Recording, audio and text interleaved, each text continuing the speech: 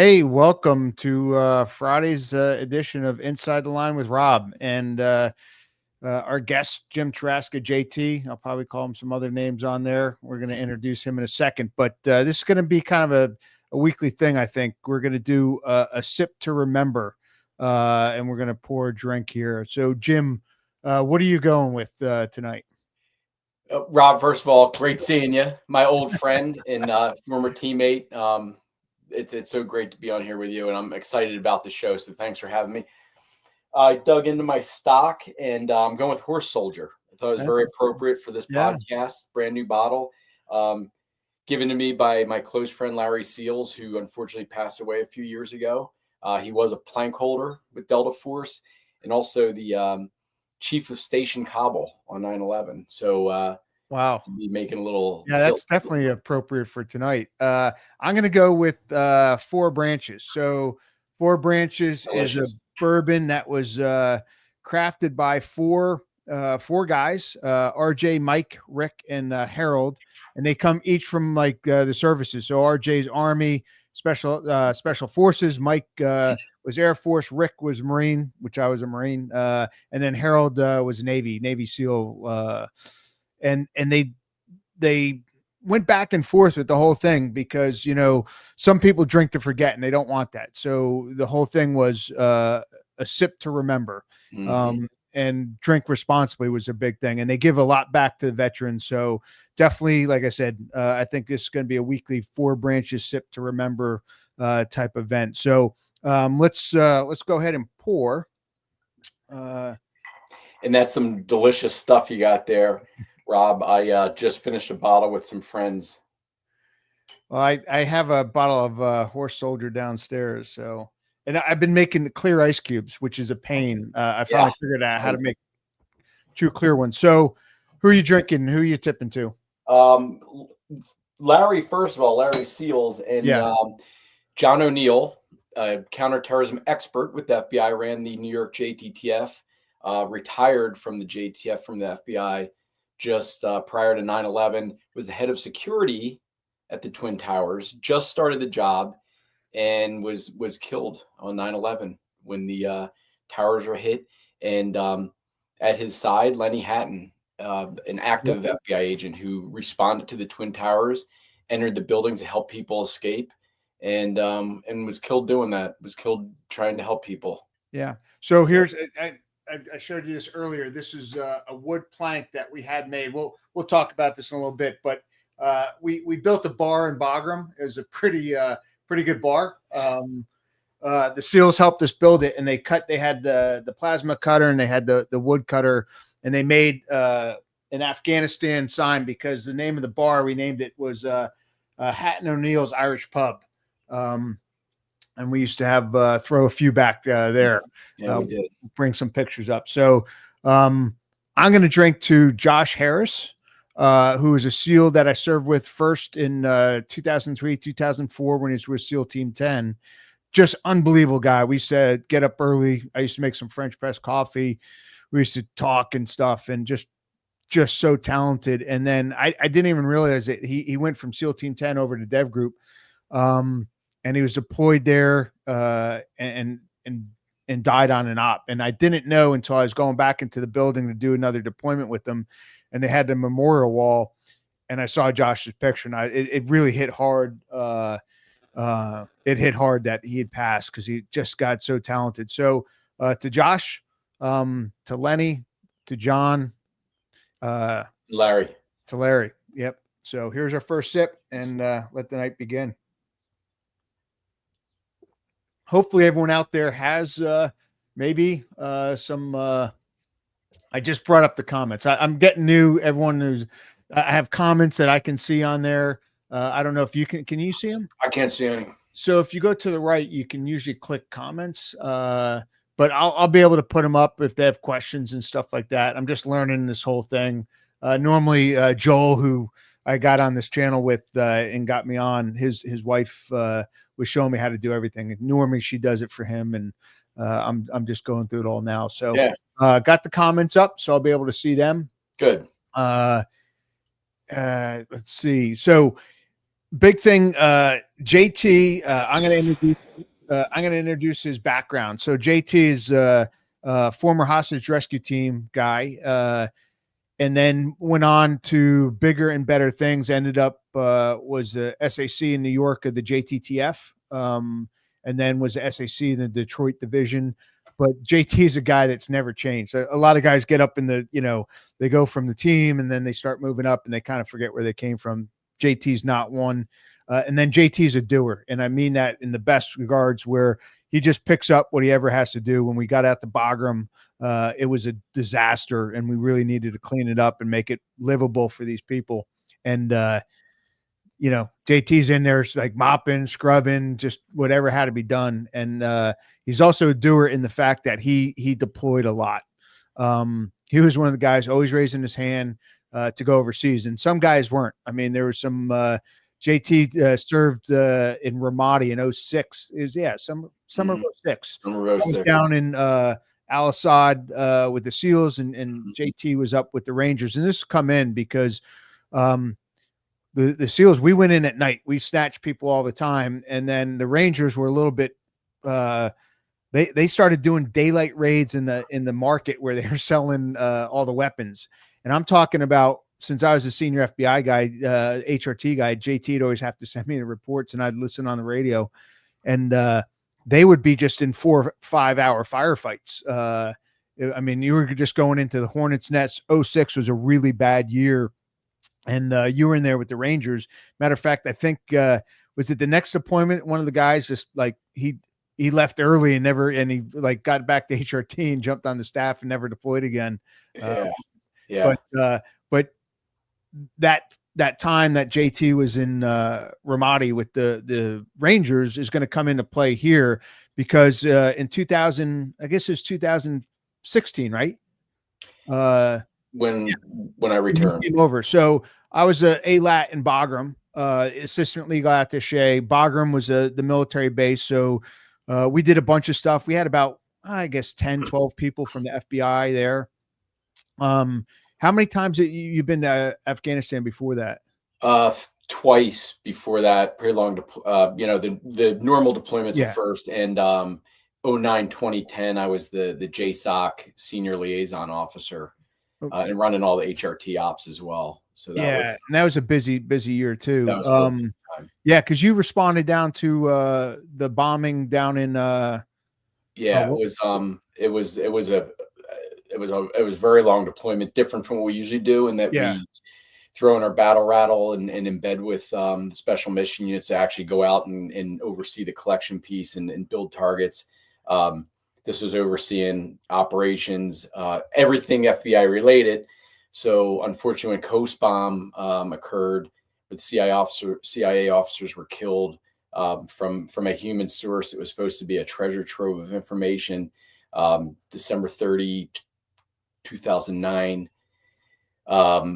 We launched. I had some of our HRT teammates down at Salerno, grabbed a bomb tech, and we went to Coast, responded, and supported those folks. Tough times, to essentially conduct an investigation and try to get to the bottom of it. And over time, the investigation developed, and they knew who it was, of course. But tough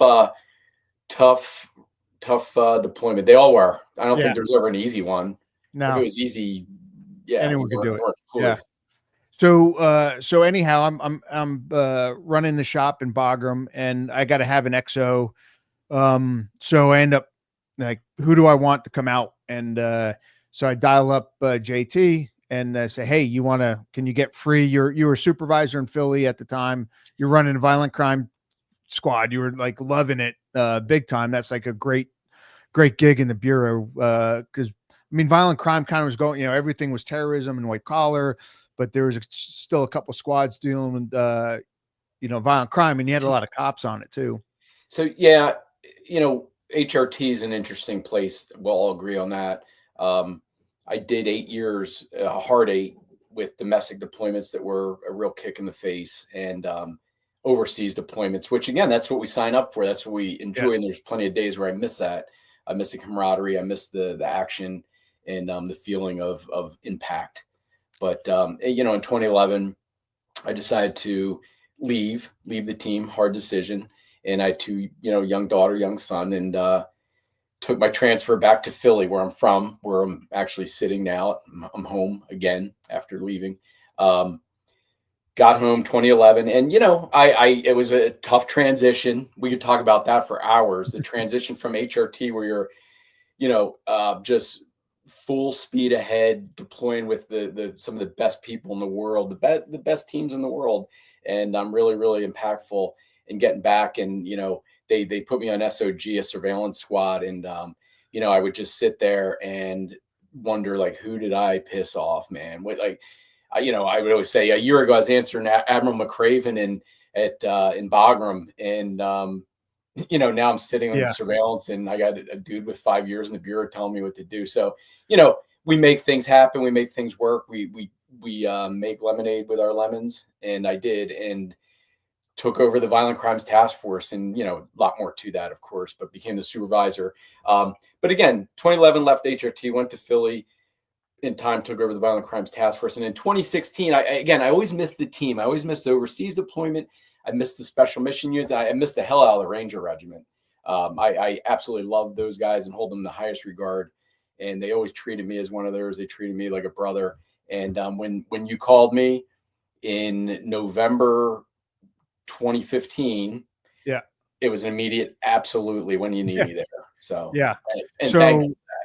Yep, I get JT to come over in January as the XO, and XO just kind of does everything, you know, runs. We had bomb techs out there, we had analysts, we had some other agents, and Bagram was a satellite of Kabul, was the main embassy where the legat was, who I worked for, who I later went to be myself. But so JT comes up, and it's let me actually going to bring up, we're going to add this to the stage. So there's JT in Bagram. Beautiful mountains back there. That was gorgeous. He's on top of, we lived in the things that are behind him with the doors. And we actually had luxury accommodations because we had bathrooms in ours. They were called wet shoes. Most people there only had like the bedroom in there, and then you had to walk down to somewhere else to get a chew. But the Bureau bought these. It was a U-shape compound on one of the Army side compounds, but you had to get a code to come in. We had the flag that was always flying, had some lights on that. And we lived in these, you know, it was actually nice living. I didn't mind it. And then we had offices down at the task force area down where the commander from the Rangers was, and all the task force guys doing that. Big jock down there, and then you had the tactical teams going out. So we weren't there as a going out like we used to do, embedded with the soft units. This was more like embedding with them and helping them, and helping in FBI investigations. When we come across stuff, we'd push it back to the States, or the States would have leads and send it out to us. But on this, I think it was like the first day you got there, almost, right? We were spinning up. Yeah, the recovery was in the works. The negotiations were going on, and yeah, it was less than a week from the day I set foot on the ground. Yeah. So Ryan, who is an RCMP liaison to Pakistan and Afghanistan, he had that whole region. It was crazy how they put their foreign guys out, or guys out in foreign countries and stuff. But Ryan had come to the legat down in Kabul and said, "Hey, we have this Canadian citizen that we're trying to, you know, get released, or we're dealing with the Qataris and such, and we think we're going to be able to get him released, but we need the U.S. assistance. We don't have the assets to do it."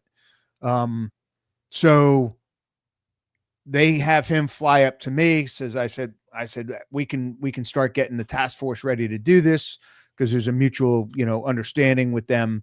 But the biggest thing was, it was the Rangers there. And since he was a Canadian citizen, like normally if you had an American citizen that was being held and there was some type of recovery or rescue, the tier one guys, Dev Group and Delta, are going to come out. It's just, that's their mission set type of thing. This one was not a rescue. It wasn't like a hostage rescue, but it was a recovery from the Taliban, but it was still going to be a little dicey. And so the Rangers were looking at spinning this up to do it. And Rangers are just, they're younger guys. The Delta and the SEAL Team 6 guys are a little bit older. Most of them come from those units anyhow, type of thing. Mm-hmm. But Ryan was the RCMP guy was dealing with me, and we were spinning this up, and State Department was kind of involved, but I had a real good relationship with the task force. But the biggest thing was the Ranger, like, sergeant majors and stuff were kind of a little bit like, what are we doing type of thing. And we kind of wanted to run it, get Ryan on there and stuff. And then when JT showed up, you were actually in Ramadi with the sergeant majors. It was, right? Yeah, it was a prime example of relationship building and friendship building over the years through these deployments specifically. And, Ray was, he was the platoon sergeant Ramadi when we were getting our asses kicked. We were kicking ass right back, of course. And he really trusted me, relied on me for a lot of things when we were in Ramadi. And we would talk here and there, but it had been a while, and he didn't know I was showing up. So essentially, I remember walking to the jock with you, Rob, and Ray Barrett looking at me and essentially, what the hell are you doing here? And I'm like, I'm here to work for you again. I'm here to be part of your team. And they changed their manifest, the roster, the recovery roster on the spot. Which, matter of fact, it was there. It was really on the border of us even being involved in it. And then JT walked in. Next thing I know, you're doing all the training for them. You're like, they're just relying on you to square everything away, because one, you guys weren't even going in uniform, and that's not normal. They wanted it like really low visibility, low, not coming in heavy with the guns.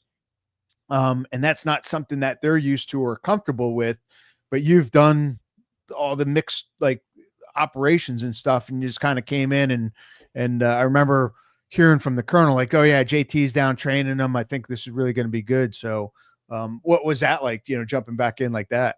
It was, it's always humbling. It really is. And I was happy to be back in that environment and happy to see old friends. And it wasn't just Ray. There were plenty of others who had made rank and grown up in the regiment. It was neat that, here I was back with you, and it's like a dream come true almost, honestly. You're back in your element, you're back where you really, really thrive. And for them to ask, hey, we know you, we trust you, and what are your thoughts? And I love that. I mean, that's what we do. That's what we love to do too. I'm a great follower when I need to be. I'm a great subordinate, but when it's time to lead and plan and train, I love that too. And they empowered me to do that. And you did too. And I had nothing but time to do it. So I'm jumping ahead with the Colemans too, but we were planning that as well. And it was a different type of operation, but very similar. So it was on a daily basis meeting with the very small group that was going to conduct this recovery, and doing walkthroughs and talkthroughs and contingencies and COAs and equipment. I mean, I remember having HRT, you mentioned it, Rob, a low vis operation, HRT shipping just plate carriers. Because as I think everyone listening probably is aware, these special mission units tend to wear, especially the Rangers, a bigger ballistic vest with a lot of molly on it. We needed to go low vis, so HRT sent over just the low vis plate carriers, and again, it just we planned until it was time to spin up and go and recover him. Yeah, another thing that came out was, I remember, because technically, okay, this is a military op, but there's also potential for law enforcement actions and legal actions on the other side. He was held, hostage by the terrorist group. Even though he's Canadian, we work close with them. So next thing I know, I think you had them put GoPro cameras to capture everything for evidence, so that like if we ever catch someone involved in the Taliban that was, had taken him hostage or whatever, we still have evidence of the turnover and who was involved in stuff. And, the military guys, it's not their job. They don't think of it, but, JT's like, oh yeah, we got GoPros here, and here, so that we can film it, so we can, take everything. So that started going down. And then on the politics side, Jeff Green was the legat, and he was out of the country just when this started going down, I think. And I forget who was acting legat. Thank God they trusted me enough, because they really didn't, jump in. Some of them feel that they always have to, jump involved, but we had such a good relationship with the colonel up there. And going down the road. And then Ryan was like, what, he got like maybe an hour's sleep a night. Like the dude was just running all over, because he's having to answer to the Canadian ambassador directly. His RCMP bosses, which, trying to, screw in from 8,000 miles away is, never fun and stuff, especially when you're like 9.5 hours difference, time wise. And he was just running around trying to get this, and he wanted to be on the helo, and I thought that was very important, that his countrymen, like when this guy's been held, Colin Rutherford, 5+ years,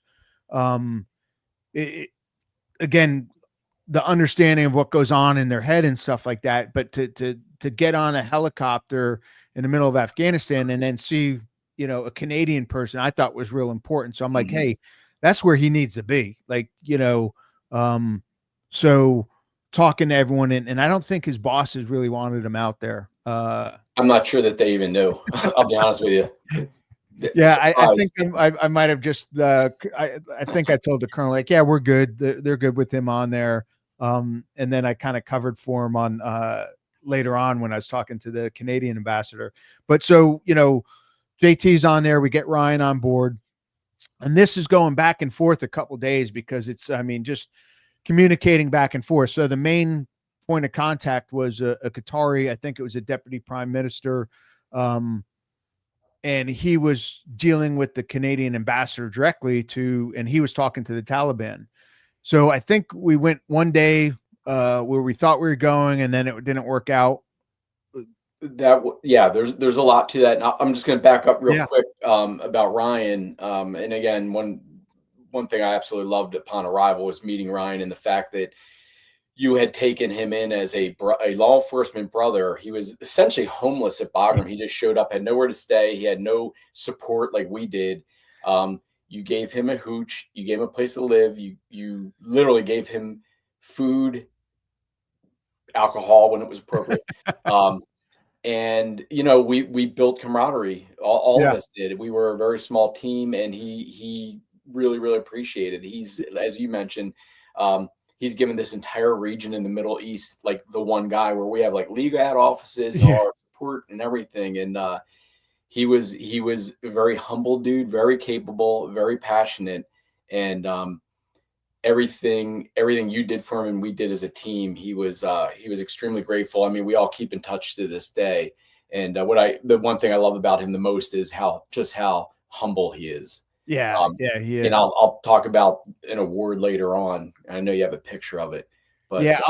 So a question came up, and we're going to save this one to the end for the PTSD. Cause I want to ask Jim too, cause I've never asked him this, and I have my own thoughts and feelings on it. So we'll get to that question after, but so the compound we had at Bagram, we talked about a little bit. I'm going to pop a picture of me and JT in this thing. So we had a fire pit, and then I figured out long ago, I deployed so much, like how to get stuff done. And you basically, I found some Navy Seabees who build the shit out of everything. And we had booze. The only people really on base who had booze was us and the CIA. And I think we had a better stock than them. They normally have it much better. Yeah. But I found a way to bring booze in. We kept it very controlled. But on Saturdays, we would have everyone over that we worked with to show appreciation and talk and whatever. Great liaison. Yeah, great liaison, because we had the CBs build benches and swings and the TV thing. So we had it was a U, and we had this compound and fire pit and the bar. And then we started buying some LED lights, and we had all kinds of swanky stuff up there. So we made it as best we could, but that's how we dealt with folks. And when we needed it, they always remembered coming down and having a cigar or a bourbon or, whatever drink we were making. And Rob, I'll add to that. Again, everything you said, spot on. Just to sweeten it a little bit. The fact that a lot of the Five Eye partners would send their just one liaison dude to be at Bagram. And these are SAS, SBS from the Aussies to UK. And those are the type of people we'd invite. And they were, it was a great liaison piece. And it was, we literally, there wasn't a party where all the Five Eyes weren't represented. Yeah. We did the international. Were you there when the guy Thor, the Australian SAS guy? Yes. So this guy comes up, and it's bad enough, like, if you got an Australian accent with chicks. I mean, that, like, this guy had long blonde hair, like, just, SAS stud with an Australian accent. And someone says, "Hey, are you going to invite him to the party Saturday?" I'm like every chick is going to be around this dude. Like, why would I do that? But he was such a nice guy. He was awesome. And sure enough, I remember pulling you over to the side and saying, "Look," and sure enough, every girl that was there was standing around him talking. But he was another great dude. He was, and he was from money, I learned, and he would give us money to get stuff. Oh, really? Yeah, so you didn't even know. Yeah, I'd send somebody to Kabul with like a Pelican case full of cash, hundreds of dollars for some nice bottles. He'd buy a nice Macallan and some real nice cigars, and he'd bring it back. Well, we'd bring it back. So yeah, we would send people down to Bagram because you could actually buy booze at the embassy. So we would make one of the guys go down, and of course, being FBI, we had a Pelican case that was classified, and they would take an empty one down with a lot of cash, and they would come back, and that thing would be like 25 bottles of different booze. So I didn't realize he was giving some of the money. Yeah, I certainly don't want anything we're alcoholics, because we're not, but it was 2 nights a week when nothing was going on. We'd have cigar night Wednesdays, and we'd have a get together Saturday nights, and people could unwind. It was the only place in all of Bagram that you could come and kind of let your hair down and let your guard down a little bit for a few hours. Yeah, because I mean, the people that we're dealing with were just, there was a lot of death and destruction and things going on, and it was, like I said, place to let your hair down. Usually Saturdays I didn't drink at all, because you didn't. I wanted to make sure, like, I drove everyone like home, stuff like that, to get them back, because you didn't want any trouble with MPs or anything. There's some dumb things in a couple years beforehand. But on Thursdays, I think it was Wednesdays or Thursdays, even if it was just JT and I, we'd pull out a good cigar. JT usually pull out a good scotch, and I'd grab a bourbon. That's what I think one of these the picture here is. And we just sit and chat about the week or whatever's going on. Whoever was around, again, cigar and a drink. That was a lot mellower night. And then Saturdays was a bigger night. But again, I didn't drink. I wanted to make sure everyone else had the good time. But it was a great relationship building thing. Yeah. So Ryan's there again, like he was homeless. My thing is like, hey, you got a home. And then he was just running around like crazy, and it was getting, hostage stuff gets very political, especially when State Department's involved and all these other folks. And we're getting down to the really execution, and it was a on again, off again, on again, off again type of thing. And so the day finally comes, and we got to do it in the day. This isn't a night type operation, which normally, like, the helos fly at night, with night vision. You're not out flying low during the day. But the Taliban wanted daytime, no exterior weapons on the helicopters. So normally they got the 50 cals and the miniguns on those. They want no visible, gunships. So you're asking a Ranger commander to fly his troops in with no external weapons on a helicopter into bad guy territory. And it was, it is one of those things like, hey, it's for the right reasons. There's a lot of contingency plans if shit went bad, though. Yeah. Those guys wouldn't have been standing much longer, but the guys in the helo that you were with were really exposed coming in. Go ahead. I was just going to say, totally unlike any other JSOC mission where they roll out everything. The negotiation was one Black Hawk with whoever you get on it. And you already mentioned no guns. So one Black Hawk, and surprisingly, JSOC didn't have any Black Hawks available. So we used a National Guard Yeah, Black that's Hawk, right. and Yeah. just an absolutely amazing pilot and co-pilot. Very, very impressive. They were great. So this was way out of the what anybody had ever done or seen before, and it was for a Canadian, but that's what we're all willing to do it. We loaded up, we trained, practiced, got our equipment, had everything ready to go. January 10th, spun up and essentially flew all around Ghazni province the entire day. All right. Gonna add that. So I blurred out everyone but you. So that was one of the main elements on the helo, right?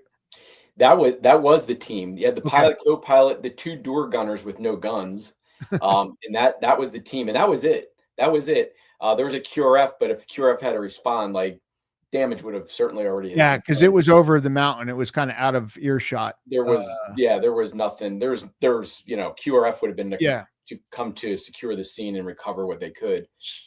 So yeah, it was a little bit different.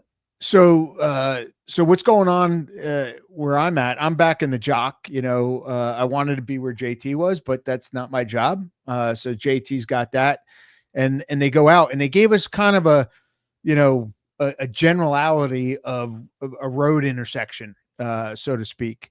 And the helo takes off, and I had to bring, because I was talking to Ryan, was the one who was dealing with everyone before, and now he's on the helo. So he gave me his cell phone, and I'm in a skiff, which is a secure facility where you can't have electronics. But I told the colonel, I said, I got to bring the cell phone in because it's my only way to communicate.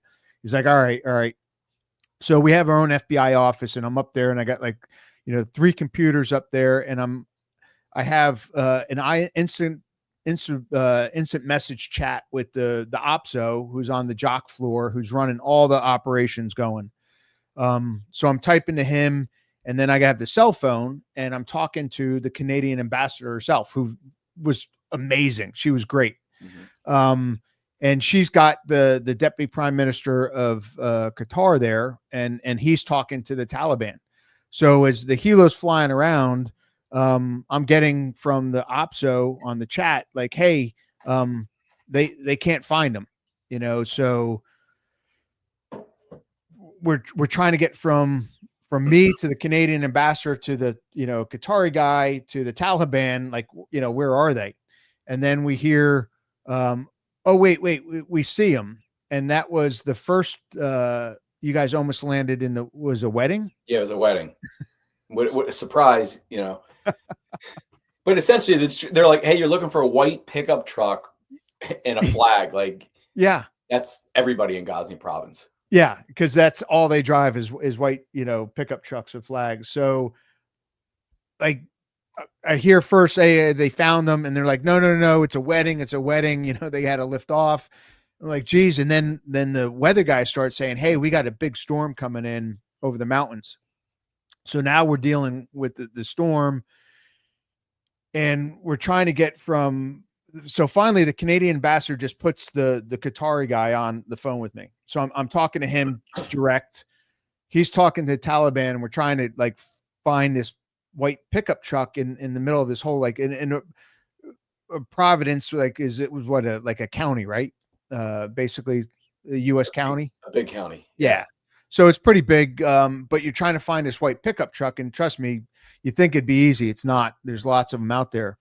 So as they're flying around, and I keep hearing the fuel and the storm coming in. Finally, the Qatari dude who's trying to talk to the Taliban is getting, again, the passage time. So he literally just takes the cell phones and flips them. And now I'm talking to the Taliban commander through a flip cell phone. And the guy actually spoke pretty good English. I was surprised.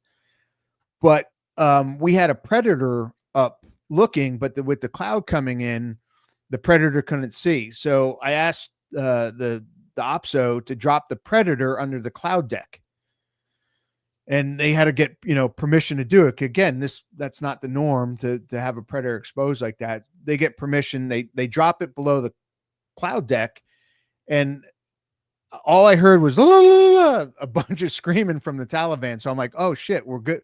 least the predator's there. So I get him to literally tell me where the pred is to him. And then we have the helicopter fly towards the predator, or the directions it was. I'm not sure how it was going, but I'm eyeing him back and forth as I'm talking to, and next thing I know, they're like, okay, the Taliban tells me have the helicopter turn to the right. So I pass that to the OPSO. The helicopter turns to right, and then I hear a bunch of like Arab screaming again. And I'm like, I just knew what it was. I'm like, other right, So the helo turned back around, and then that's when I get the report. Now they were supposed to have no guns on the trucks, and what did they have on the trucks that when you So went? this was day 2, right? Like day 1 was a wash. Yeah. You came back. Yeah. Tried to unwind. Went back out the next day, same thing, the Groundhog Day, and then jump forward to your account there, Rob. Yeah, we saw them, and the pilot, she starts banking it.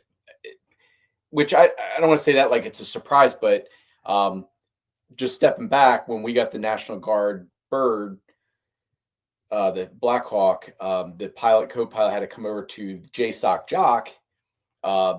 With a lot of strong personalities and very, very younger, petite pilot, very strong personality and very, very squared away. And she was absolutely amazing on this operation. She just, as soon as we saw him, just started banking down. And believe me, there was a whole berm with probably 8 Dishkas mounted in trucks, and a battalion of Taliban, as if we couldn't see them from the air. Yeah. But it was like we were there and we saw the truck with who we were supposed to meet. And there was no discussion. It's like, there they are. We're going down no matter what. And I always thought that was pretty cool, that I was watching her and she just boom, banked, put it down. So I was yelling at the Taliban because when they saw the pred, they thought the pred was going to shoot them. And I said, if we wanted to shoot you, we'd done it a long time ago. I said, I got a helo with no guns on it, and I'm being told that you got guns that you weren't supposed to have. So we'll say it's a wash. Yeah. So talk them out of, doing that. But I think I got them to say, like, don't have your hands on the guns, like the Dishkas, like they were there, but they supposedly put their hands down as much as I could get out of them. Yeah. At that point, we're like, hey, if they want to kill us, they're going to kill us. And there's a lot more to it, but essentially she held it steady as per plan. We got off the helo. 2 of the Rangers met with them. They had their social media guys taking video of the whole event. That's right. They were filming it too. Here's actual exchange, right? Did you take that? I did. Yeah. Good picture, by the way. Who taught you photography at HRT? We just, over the years, we picked it up doing. I taught photography, different things. I was trying to get you to. You taught me how to paint. You taught me how to paint. So so here's the actual thing. He's giving a thumbs up to obviously make sure it was the guy that we're expecting. That's a pretty cool photo. I didn't know you had that until I said, hey, send me some photos for this podcast. And I didn't even know you had that one. That one's pretty cool. Yeah, I did. So, I'm glad I do, because it's at this point, all these years later, it's nice to share. Yeah. This is just one of those untold stories that you look back, and 1, I'm humbled to have been part of it. And 2, it's a pretty amazing operation, and it was all in support of the Canadians. Who, again, we'll talk about in a few with the AMBO and everything, but it was here, and he didn't want to go, and the Rangers forced him on, and we had to almost. So he didn't want to get on the helo? No, he didn't want to leave. After 5 years of captivity, he's brainwashed, and it's maybe Stockholm syndrome. I'm not sure. I'm not the psychologist, but he didn't want to go with us. He was horrified. Apparently, he had escaped so many times and put in cages and treated pretty horribly. Yeah. It was like he didn't know. This is 5 years later. All of a sudden, there's dudes on the battlefield taking him away, and we put him on. And Ryan was on, and Ryan gave him a Canadian flag and was taught. You couldn't hear because it was so loud, but was trying to talk to him, and he just, he had his eyes were dead. Like he just sat, and fast forward, he I can't say he fully recovered. I don't know, but apparently he did pretty well in the whole post isolation support piece. So that was it was a success. We got him, and we headed back, and they dropped us off, and we got on the bus and went back to camp, and the helo took off, and that was that. So like this picture, it's funny here is the American, like the woodland camo is actually the Taliban.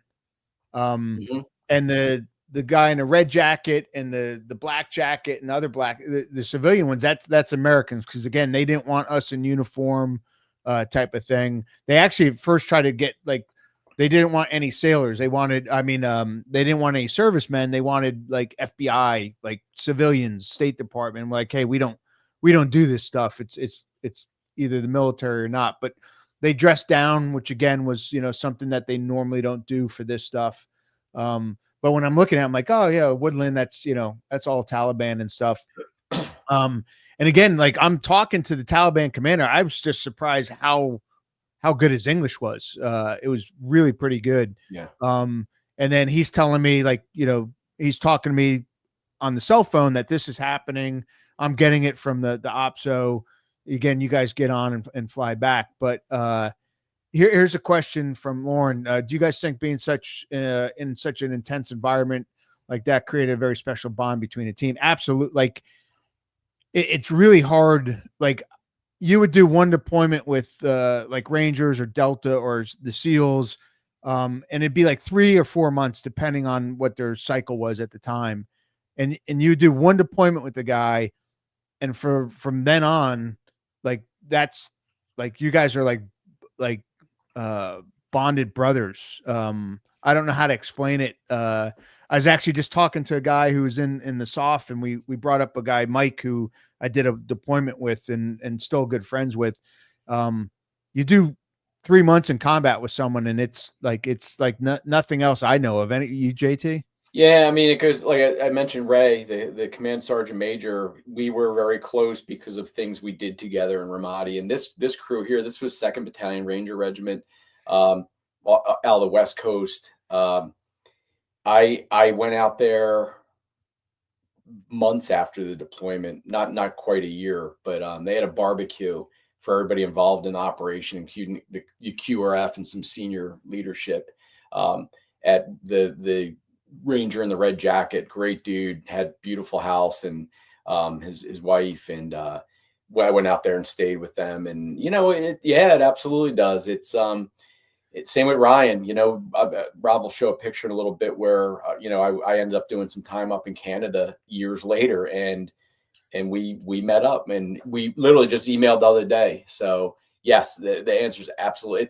It's a bond you can't get anywhere else. Even like Rob and I, like we've been friends and teammates since 2003, and we just we always keep in touch, and we cross paths, and I could go on and on about that, but it's a great question. And I think a lot of it is what happens over there. It's really hard to explain to somebody unless you've been over there. So when you meet up and you know someone that's been there, all that stuff kind of like you don't have to talk about the little things that bring it up. You just know, and then you talk. And again, that's having a drink and talking about it. Like there's some hard times, but like you really have fond memories of it. And then you go back, and it could be years, and then you talk to a guy that you did something with like that, and it goes right back to, you don't have to, it's not like a forced, you got to stay in touch all the time. Yeah. But when you do it, it's unbelievable. Yeah. And that's why when you lose someone, it's so like devastating. Because like I said, that guy, Josh, having, French press coffee in the mornings, we get up early and we'd be under the mountains, like right on the Pakistan Afghan border, just talking about different shit, and hearing about his childhood and why he wanted to, join the SEALs and all this other stuff.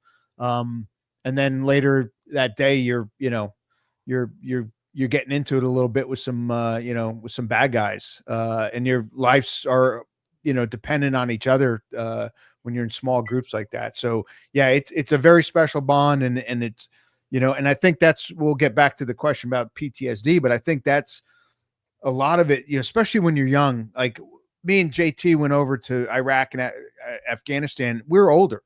I was in my 30s. I wasn't 18, and you put an 18-year-old over there and he got all these rules. We played with guys that didn't have as many rules as the vanilla outfits.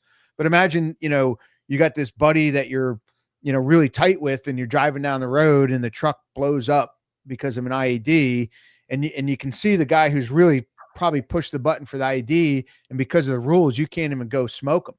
Like you can't, because he doesn't have a weapon or something. That I think is really tough when you feel you don't have, you lose friends and you don't for dumb reasons, because you told the boss not to drive down this road because they put the IED every day in at 3 p.m. Boss doesn't believe you, and your buddy dies, and then you can't even, do anything about it. So I think some of the PTSD goes back to that, to the bond and losing folks and not being able to do anything about it. When we lost someone in any of the task force, when someone got killed, the next day it was like game on. There was some, it was shit going on. So you fly back, and let's see, we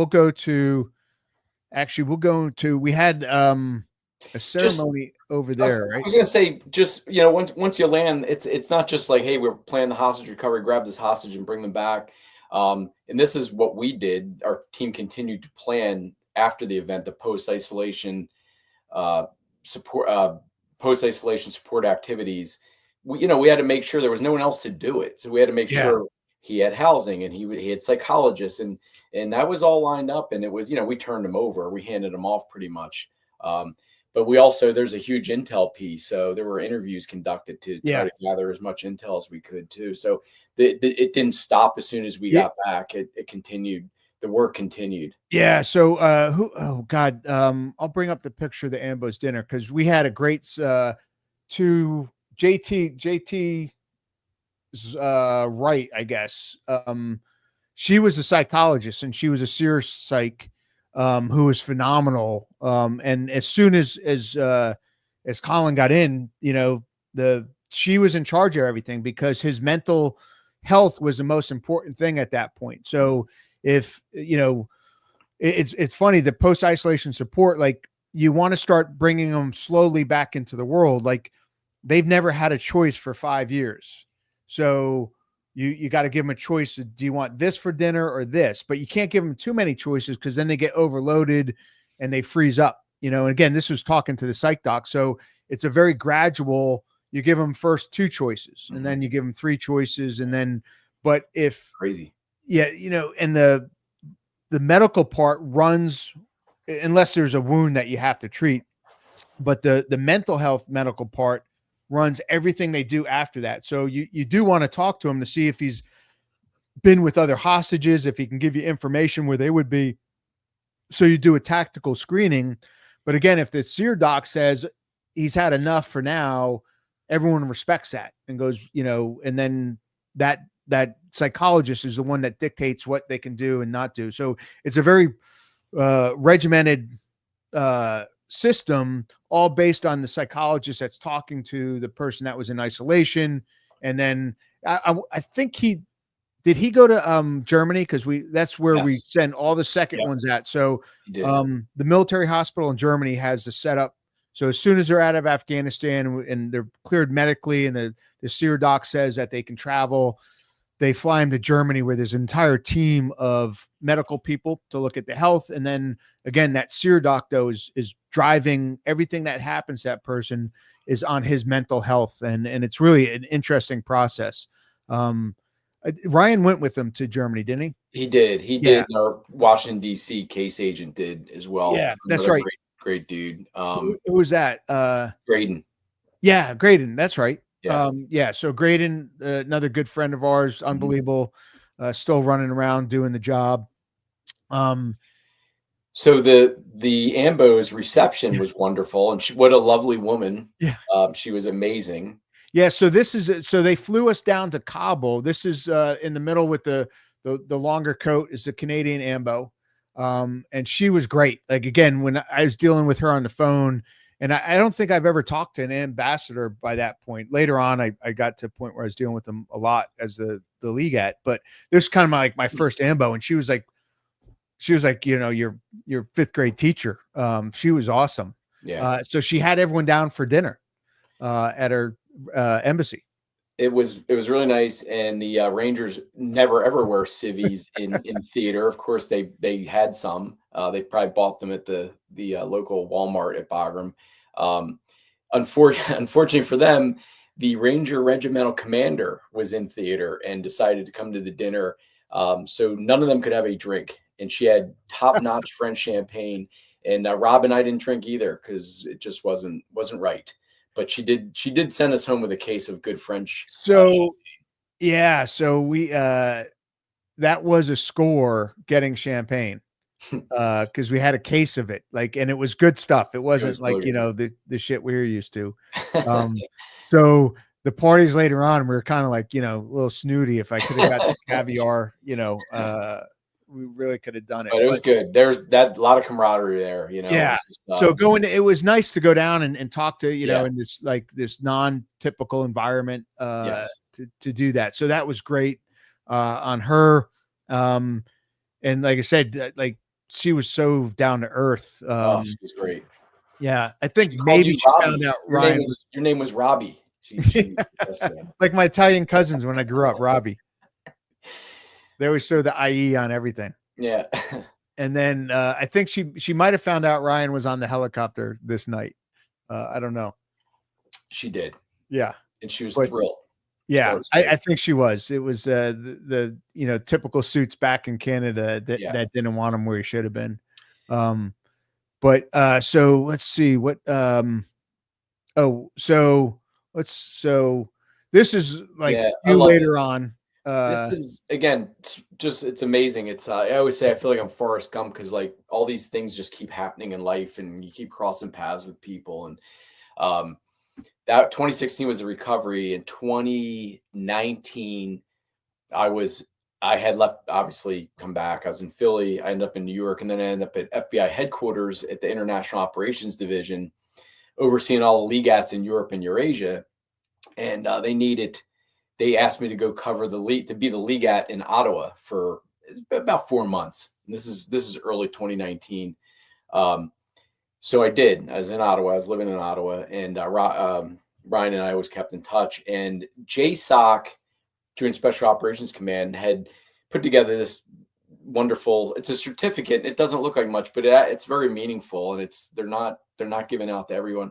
And asked us to find Ryan and give it to him. They knew we kept in touch.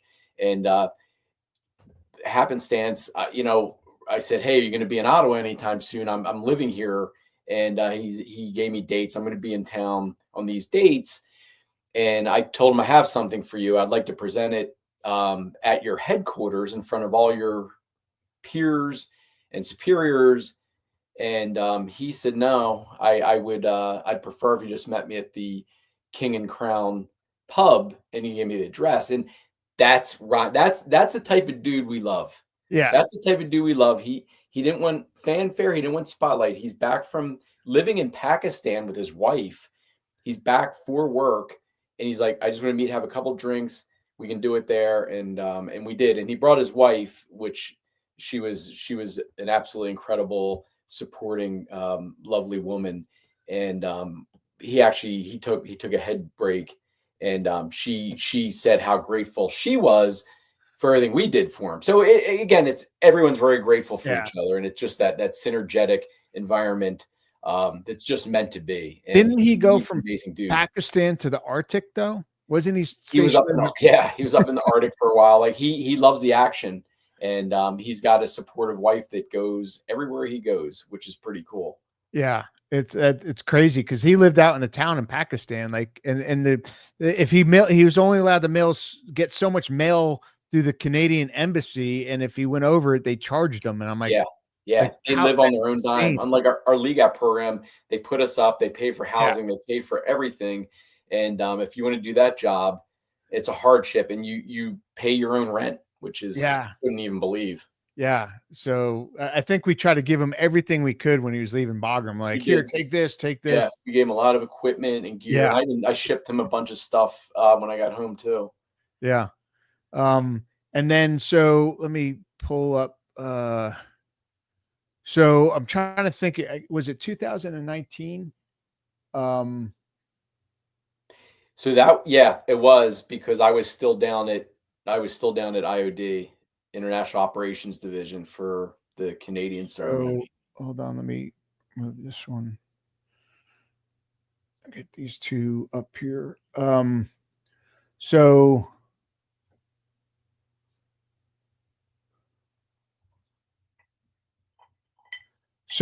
they end up giving us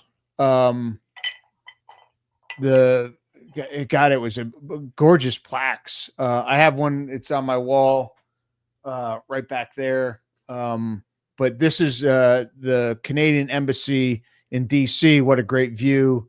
And that's ambassador to the United States. The Canadian ambassador to the United States was there. Here's, Graydon. Uh, the State Department guy. What was his? Damn it. Yeah, I can't remember. I know it. But and then Nice Jeff Green, who was the league at the time, and then of course JT and me.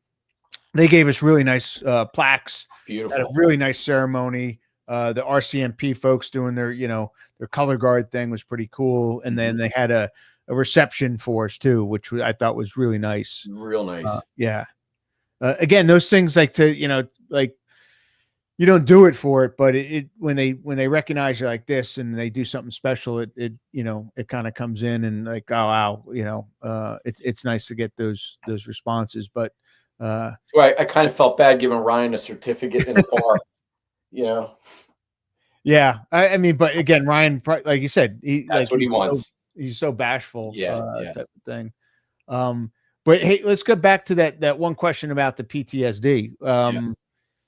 It's one of those, like, again, I think part of it, us being older, having different understanding, you kind of get in life, you understand, like, hey, bad shit happens to good people all the time.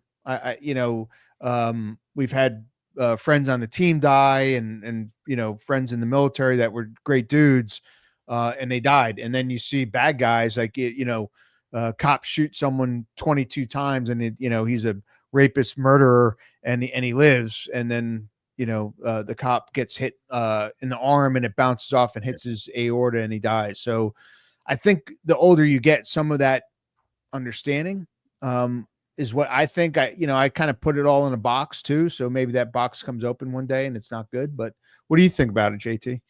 Yeah, I mean, it certainly impacts. I've actually read quite a bit over the years and talked to people, and I'm a big mental health advocate. In the bureaus, I kind of grew up and was a leader. I would bring specialists in just to talk to people about mental health, because all we talk about is physical. And it does impact. I think we all know it impacts people differently. I think the only struggle for me, and I think it was pretty common, was just kind of getting back from a deployment, and just kind of transitioning back into your home life. And I remember just going to like a Walmart right after Ramadi, and I was just so angry. I just was so angry just seeing everyone. I don't know. It was bizarre. And again, I looked into it and read up on it, and we had people we could talk to too. We had a support network if it weren't our friends, it were others. And that was part of it. But I was stoked to get back in 2016.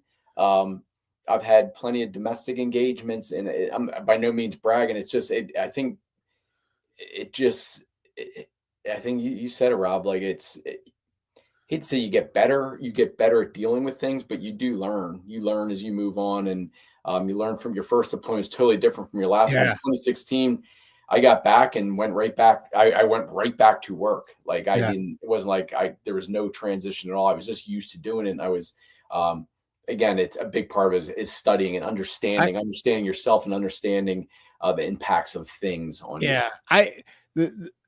What really got to me when I was overseas for when things happen and I saw something happen to a child, because it does. And that child was around one of my kids' age, it always hit a little bit harder. Because you see horrible things, like really horrible things. And then when you see it to like, wow, that's my daughter's, that's my son's age, and you're seeing it, and it always kind of struck me a bit differently. But you talk about the routine when I would come home. I remember like bathing, I'd rather be in a firefight than bathe the 4 kids. I mean, at least in a firefight, you know who your enemy is. They're shooting at you. You know, bath time with 4, like ones from 18 months to 5 years old was, you know, shit coming at you that you had never expected when you're alone, you know? So that was like more stressful to me. But what I learned though was, you know, their mom had a like when I got the schedule, like start bathing at 3, I'm like 3, like why would you start the baths at 3? Because if you don't get them fed in time and then they all are up and it just turns out to be a nightmare. So they're all on this very tight schedule when you're gone. Like in order to get everything done, she has to have and then when you get back, the kids want to play with you, you want to play with them, and you throw that schedule way off and you're the hero coming back and she hasn't had a second to herself. I learned that probably after maybe 3 or 4 times that like, hey, you just can't come back and, you know, just be daddy, the hero, and come in and take over and blow the routine.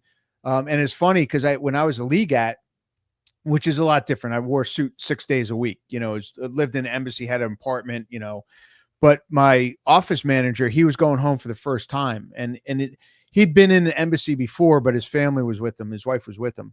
So he's going home and she just had a baby a little bit before he deployed, and he'd been gone for 4 months, and he's talking about all the things he's going to do when he gets home. I said, look, let me tell you, if you want some advice, go home, walk in the house, take the kids, and tell your wife to go do whatever she wants for a few hours, and do that every day.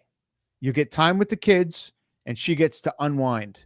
And trust me, when the kids are in bed that night, it'll pay for itself. And he's like, really? I'm like, yeah, she has been alone with no help with your kid. And like, so he comes back from his leave. It's like probably 2 weeks time. He comes back and he goes, oh, geez. He goes, you were right. It was perfect. Because again, it was one of the, she needs to be alone type of thing.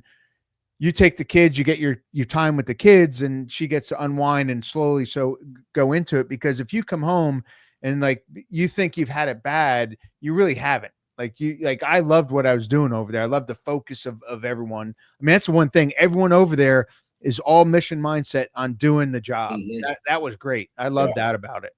Like you weren't bothered by little petty shit. I would say, you know, and I always say this, especially you, Rob, honestly, like we become institutionalized. Like I always thought of it as going to prison. Like you go, you have a somewhat of a set schedule. You get to work out, you eat what you want. You are mission focused, you work and there's no distractions. That's all you do. Those deployments, we were working 16, 18. That's not a lie or an exaggeration. Like we were working and we're workhorses. We loved it. We embraced it. Yeah.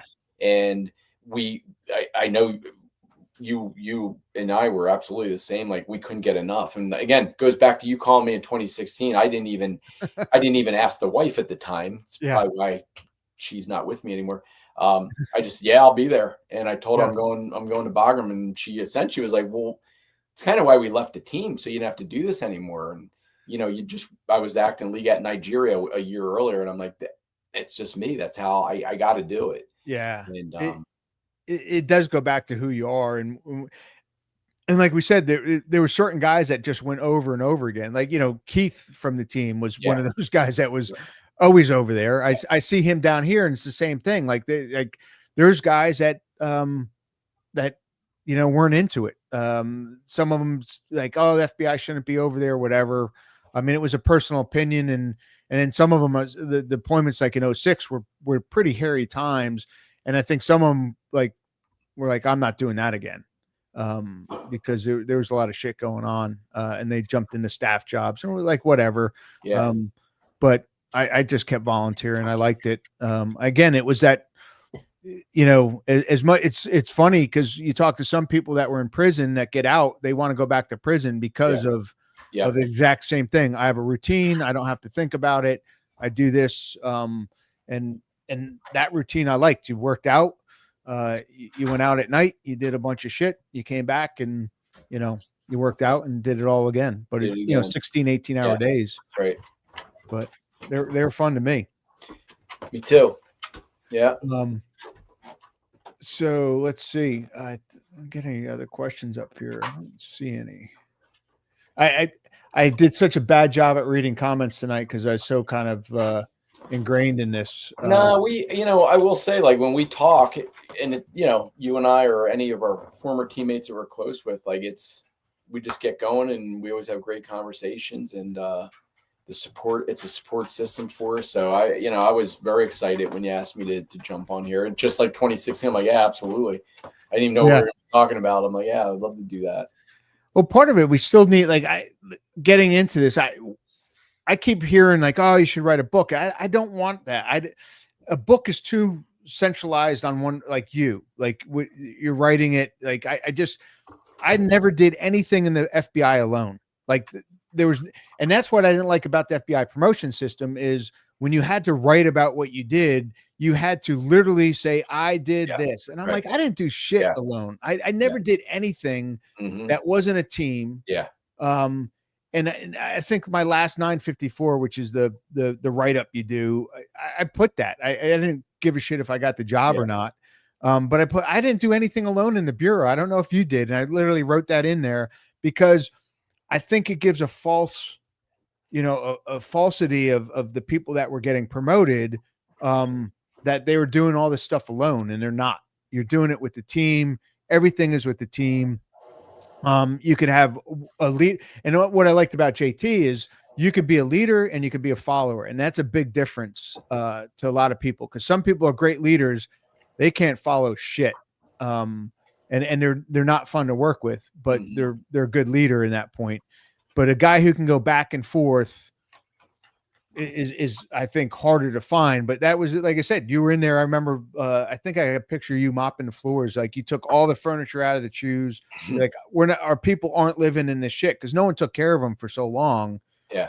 And we cleaned them up and squared them away, because the people that were living there, again, like the intel analyst was working unbelievable hours, and they were working the Death Star hour. They would, I think, go in at 3 in the afternoon and come home at like 6 a.m. Being behind a computer the whole day. Yeah. It's an amazing culture. And I'll tell you, Rob, I was even thinking before you jumped on, but especially now, like in the future, it would be great to do a podcast, just talk about HRT and the whole embed, the way we would embed, and how that evolved, and how we became so critical to the mission cycle for especially JSOC, the special mission units. And the things we were, again, not to get on and brag about, just to your point, the teamwork, the way we were embraced and brought in. And it got to a point, I know, for Ranger Regiment, especially especially a young commanding officer, they'd really go to bat to try to get an HRT body to go with them, because it really contributed to their mission. And to I'm trying to think, I think it was McChrystal or is McCraven, one or two. Those all the JSOC commanders are all stars. I mean, what they can remember. But one of them said, look, like, you guys, like, this is your culture of who you are and how you look at anything. And I can't replicate that with my guys. Like, but they, and the thing is, they didn't need more pipe hitters. They had plenty of pipe hitters. They needed a pipe hitter who had the knowledge that we did when we looked at cases and how we did things that way, and we weren't a liability. And then I think the partnership between the two just evolved into what it looked like after. I don't think it'll ever be back because of just, I mean, we're in a perfect time. And it's funny that you compare yourself to Forrest Gump. I say it all the time. I was just like, I fell into shit all the time to be in the middle of it. Probably volunteered, but was lucky enough to do all this stuff, and it was just fantastic. Very, very. And then someone, everything we do, like, you're not, like, when we talk and you tell a story and I tell a story, no one's bragging. It's not. It's a shared experience that we're talking about. Like, when you tell something and I'll tell something, and we're doing this back and forth, and we do that with the guys from the units too. Like, you're sitting around talking and no one's bragging. You're just telling stories. And someone said, well, how are you humble? I'm like, humble? Like, I've literally been with guys that have later on or before that won the Congressional Medal of Honor. So, and the guy wasn't a braggart. Like, he never told the story. His buddy told you what he did. And I said, you can't be like braggadocious with the guys that we run with, because they're the best of the best of the best. And they're humble and they're quiet. And if you go in there, you have to have confidence and you have to be proficient at what you do, or you're not going to get on the next helo. Yeah. But you can't be a braggart, because you're running with guys that are just unbelievable. And they don't have egos. Well, to a point. Like confident is one thing. Yeah. So I think that's a big thing. And some of the guys, you have to. The other thing is, you come from HRT, which in the FBI is the big king of the tactical side, and then when you get embedded with the SEALs or Delta, all of a sudden you're like the new guy. Like you're used to come and be the old school dude. And now you're having to prove yourself to those guys, like, especially if it's your first deployment with them. I mean, that was big. Did you see that when you went over?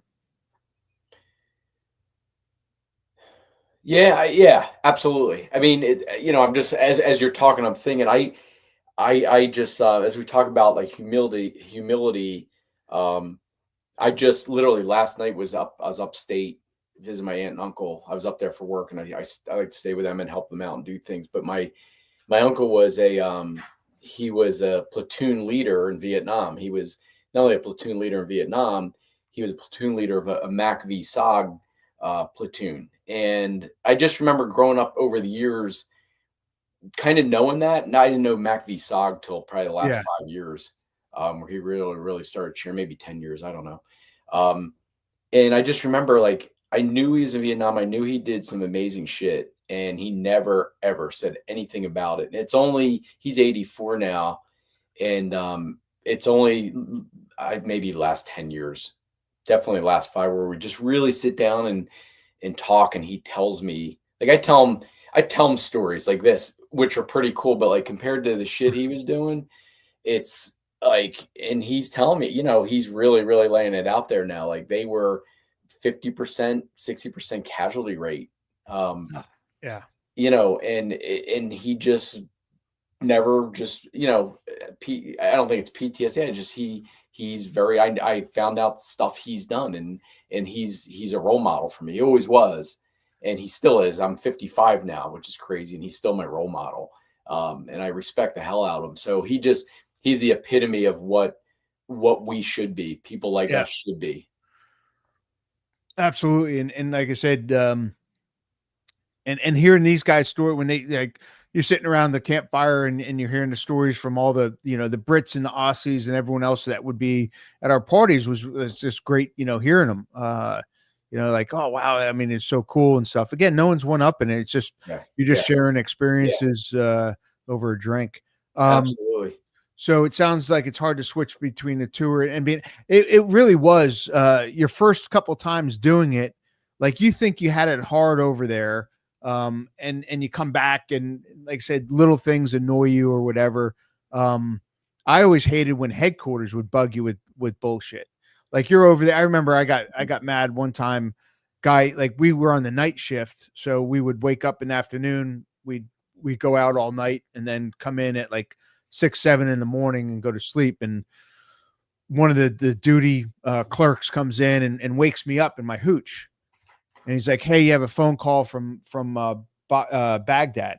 I was up in Al Assad with Chuck Savickas. And I'm like, fuck. So I walked down to the, thing. I'm like, hello. Like, is this, Rob D'Amico? I'm like, yeah, what? Like, he's like, hey, this is, so-and-so from the BOC, the Baghdad Operations Center or whatever. And I said, yeah, what's up? And he goes, I need the mileage for your vehicle. I'm like, what? He goes, I need to get the mileage for your vehicle. I've been sending you emails for a week.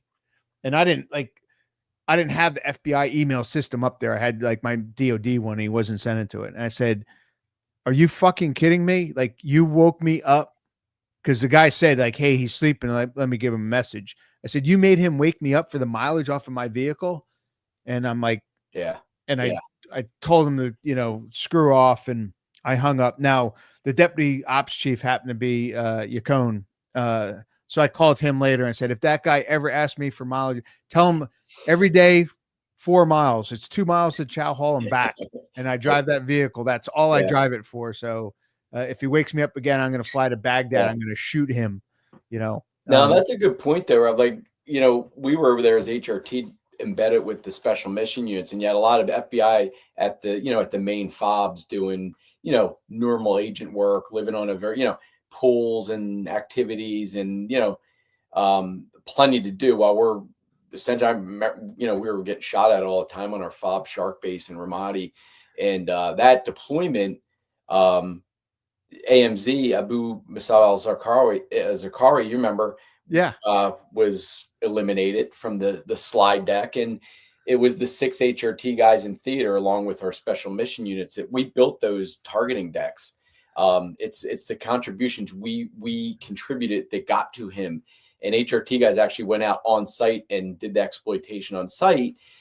So maybe a week or two later, of all the bad luck, I'm in Ramadi, you know, just people are trying to kill me and everyone else around me. I need a root canal. You remember this? Oh, that's great. I had to get a flight from Shark Base because we'd go on mission, and I'd want somebody to actually shoot me because it was so horrible. I went to Balad because there was a dentist there, and while I was there, the main FBI body, the on-scene commander, and they picked me up, and they treated me well. But they're like showing me the chow halls, and they're like, here's the pool, and we play volleyball at this time, and we do this and we do that. And we get back to the FBI kind of living space, and they have a picture of AMZ dead, and they all signed around the picture. And he's like, are you familiar with this? Like, do you know AMZ was killed? And I almost lost my mind. Like, they were so out of touch and disconnected with what we were doing. Like, they didn't even know we were there. And that's, to your point, I got the next flight out of there and went back to Ramadi, which was absolutely horrible, but that's where I wanted to be. I wanted to be with the platoon I was with. It was Ray and his gang. I wanted to be back there. There's a SEAL platoon live right next door to us. I wanted to be back. You guys were getting shelled though, too, right? You guys were getting incoming shells too, right? We got shelled and shot at every day at Shark Base, right on the Euphrates. There's no protection really. And it was two Ranger platoons. Some of our sisters had a small building, and then a SEAL platoon. And you know, I just couldn't wait to get back. I couldn't wait to get out. Like, they were so out of touch with reality and what we were doing. Because they were receiving all these sensitive site exploitation we were collecting and sending to them. They didn't even realize they didn't even know we were the guys doing it. Yeah. So and I'm getting wound up now, because now years later I'm thinking about it. I'm like, have you been sipping your drink? Like, I haven't seen you sip your drink. I've gone through mine, like, plus some. Well, I have. But it's one of those things you get like you said, you get the touch. And then Kim, what's a hooch? Hooch is where you live. It can be a plush something, or it can be literally like just a fold up. You know, I've lived in so many different ones. Some just horrid, and then we made some really nice ones. I remember my first one. I was with the SEAL Team 10 with that guy Josh, and we were living in an old Russian hangar. And the guy before me, Rob Parton, I always believed in improving what you come on, and he'd built really cool is like 2x4 bunk bed, and he built the shelving so you could hang your stuff on it. And then I started going, and I found the sheet. I got a white sheet, and I stole the things that the projectors, like you could plug your computer in, and I put a white sheet up with a metal bar, so it was my movie thing. And I went and bought some beanbag chairs at the bazaar. I paid the KBR guy in Cuban cigars to put a ceiling fan in. Like, it's just constantly, like, improving your hooch. So your hooch is where you live. It can be nice and it can be shitty, so depending on it. I'll give you my best hooch. I don't know if it's my best hooch story, but it's the one that comes to mind. Rob showed you earlier the hooches we lived in. We each had our own with its own bathroom.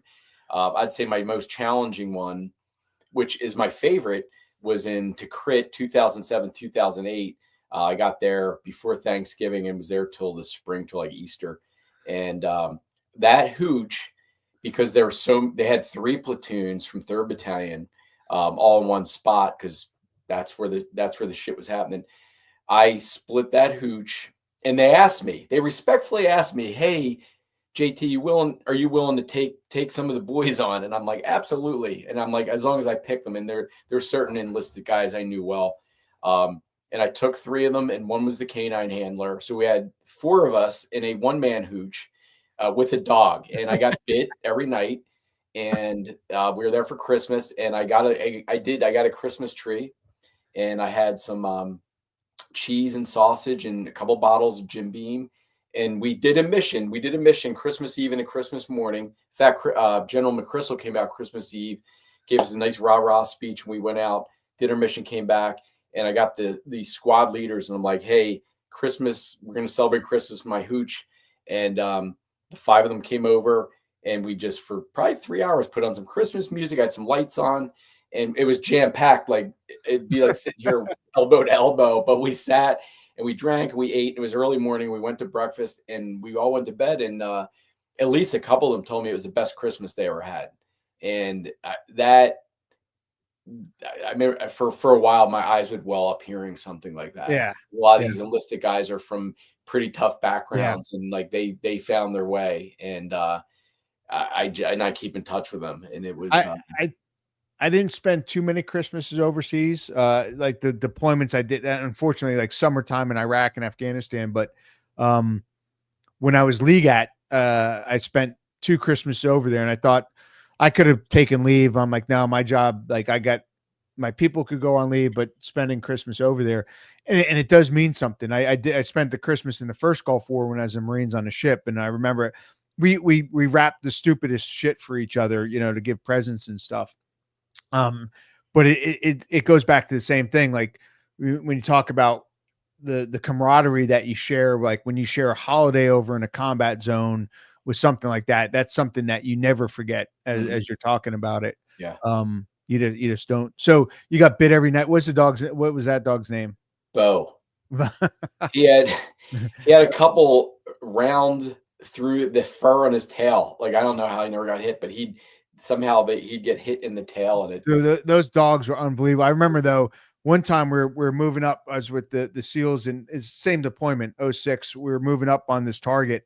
And back then there would be like 30 bad guys on target. It was some bad shit going on. Mm-hmm. And we're moving up, and one of the guys like kind of took off out of the target, and one of the snipers runs up, and he's about to lay into the guy, and he's got a standing shot, and he goes up like that. And Diesel, man, he got in front of the dogs, and Diesel just did this leaping bite right into his ass. And he missed a shot. Well, that's what he says. He missed a shot because, Diesel had 4 teeth into him, and he had 4 just like perfect marks in his ass from Diesel that they had to pull off. But those dogs were unbelievable. Yeah. And they lose their minds. The military working dogs, they lost their minds. Yeah. From the beginning of the deployment to the end, like they literally were crazy. Rightfully so. Yeah. They wanted to work. Lives. They saved lives. Oh my God, did they? Yeah. Mm-hmm. Yeah. I had I don't even know if getting that story. But yeah, some good times, but you always did get a snip here and there because they would bite. And then remember the dogs at HRT though were a lot different. They were like the one dog that would come to yoga. Great. He did a great downward dog. I remember that. And he loved the yoga instructor. Like remember Dave was the commander, and like he had to take a phone call and walk out, and I forget what was that dog's name that would go to yoga all the time. It was Tom Dugan's dog. And he just gave him the evil eye, like why are you walking out of yoga class? You're not supposed to be moving. But I got a picture of him, like, cause you'd be like literally doing the final rest, and all of a sudden you'd feel like this hot breath over you, and it would be him, and he would lick your face as you're doing namaste. Love it. Well, it's been about an hour and a half. I told you to go quick. Yeah, it does. Yeah. I know we could go another hour and a half easy. I know. Yeah. Happy Friday to everyone. Thanks. We'll have to do another one. Thanks for having me. Yeah, dude. Like I said, it's a lot of memories brought back. Again, a sip to remember.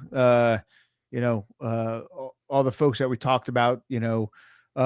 Like I said, freedom's not free. We know plenty of folks that we volunteered for everything, and I have no and I always look at it this way. Look, if I had to die, that's the way I'd want to go, was out there, serving my country.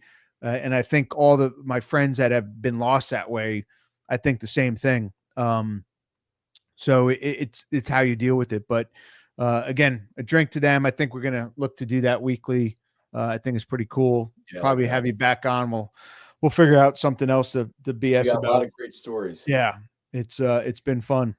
But so to you, my friend, namaste. Yeah, namaste. Stay on the thing. We'll cut out for everyone on this. My promo to Go Pills. Again, a friend of mine's company, Nootropics, military Nootropics. They really help with brain function. Awesome. I'll have to give you. Matter of fact, I'm gonna maybe make that, like, if I can get 4 branches to sponsor me and Go Pills, that I send my guests a bottle of each, and you can take very appropriate nootropics and bourbon. Maybe not at the same time. I think they kind of affect each other at that point. But for everyone that's been watching live, I appreciate it. You guys, like I said, questions, I think I got them all. So and hooch. Oh, I did. Hooch can mean booze, so it's a dual term. So right. Yeah, you can say hooch and usually in prison. So everyone have a safe and healthy Friday, and appreciate it. And Jim, stay on, and chat with you in a second. Take care, everyone.